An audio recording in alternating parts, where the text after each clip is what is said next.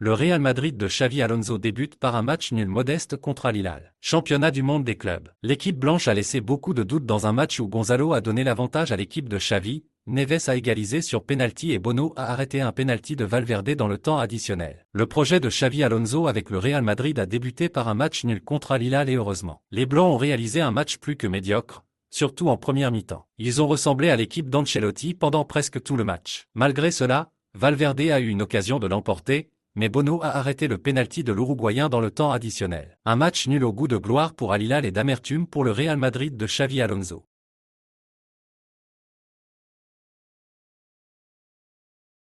Le 11 de départ de Xavi Alonso ne comprenait pas Mbappé, atteint d'une infection virale, même si les Blancs n'étaient pas les seuls à manquer du Français. L'influence du Basque était également absente dans ce nouveau Real Madrid, très similaire à celui d'Ancelotti avec des problèmes en défense, malgré Trent et Huijsen titulaires, et sans pouvoir prendre le contrôle du jeu. Face à eux, Al Hilal s'est montré bien supérieur aux Blancs sur tous les plans, notamment en attaque, où les joueurs saoudiens pouvaient entrer sur les côtés à leur guise.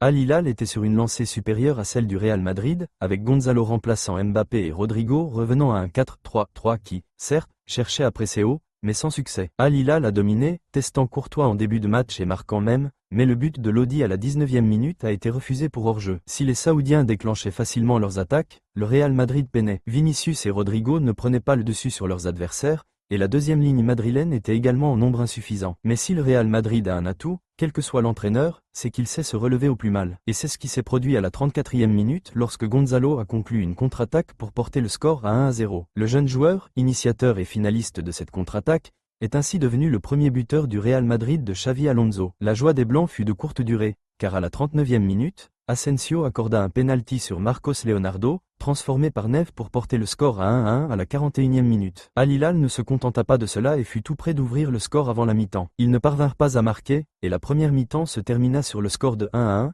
ce qui était le meilleur résultat que le Real Madrid pouvait espérer.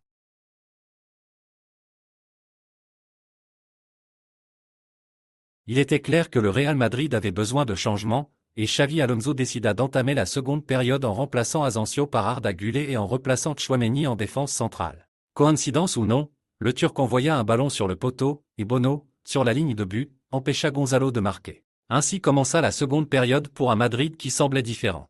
Al Hilal ne montra aucun signe de paniquer, même s'il ne contrôlait plus le jeu comme auparavant, il continua à se rapprocher du but de Courtois avec danger.